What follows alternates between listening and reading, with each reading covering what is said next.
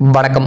தேர்தலை அமைதியாக நடத்த வேட்பாளர்களும் ஒத்துழைக்க வேண்டும் என சிதம்பரம் நாடாளுமன்ற தொகுதி தேர்தல் நடத்தும் அலுவலர் ஆனி மேரி சோர்னா வலியுறுத்தியுள்ளார். இனி விரிவான செய்திகள். அரியலூர் மாவட்ட ஆட்சியர் கூட்டரங்கில் சிதம்பரம் நாடாளுமன்ற தொகுதியில் போட்டியிடும் வேட்பாளர்களுக்கான ஆலோசனைக் கூட்டம் சிதம்பரம் நாடாளுமன்ற தொகுதி தேர்தல் நடத்தும் அலுவலர் மற்றும் மாவட்ட ஆட்சியர் ஆனி மேரி சோர்னா தலைமையில் நடைபெற்றது. இக்கூட்டம் சிதம்பரம் நாடாளுமன்ற தொகுதியில் பொது பார்வையாளர் போர் சிங் யாதவ் மற்றும் செலவின பார்வையாளர் நிதின் சந்த் நேகி ஆகிய முன்னிலையில் ஆலோசனை கூட்டம் நடைபெற்றது. இதில் தேர்தலின் போது வேட்பாளர்கள் கடைபிடிக்க வேண்டிய வழிகாட்டு நெறிமுறைகள், தேர்தல் செலவு கணக்குகளை பராமரித்தல் உள்ளிட்ட பல்வேறு தேர்தல் சம்பந்தமான ஆலோசனைகள் வழங்கப்பட்டது.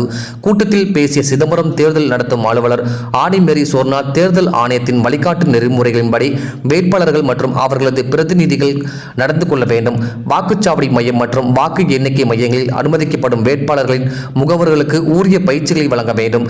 தேர்தல் ஆணையத்தின் மூலம் பதட்டமான வாக்குச்சாவடி கண்டறியப்பட்டுள்ளது. அதனை தவிர்த்து பதட்டமான வாக்குச்சாவடிகள் என வேட்பாளர்கள் கண்டறிந்தால் அதற்கான காரணம் குறித்து எழுத்துப்பூர்வமாக வழங்கினால் அதற்குரிய பாதுகாப்பு வழங்கப்படும். தேர்தல் சம்பந்தமான பிரச்சாரம், பொதுக்கூட்டம் என எது நடத்தினாலும் அது குறித்து முறையாக அனுமதி பெற்று நடத்த வேண்டும்.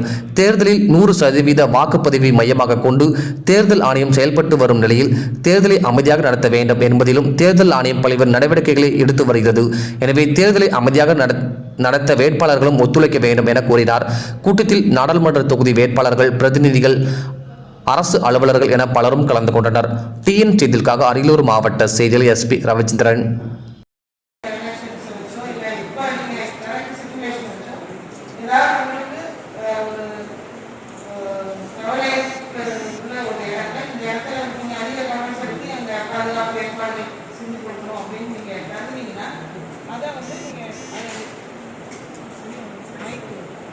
போலிங் அண்ட் கவுண்டிங் ஏஜென்ட்ஸ் நீங்க அப்பாயிண்ட் பண்றீங்க.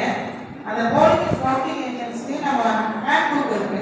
அந்த ஹேண்ட் புக் படி அவங்களுக்கு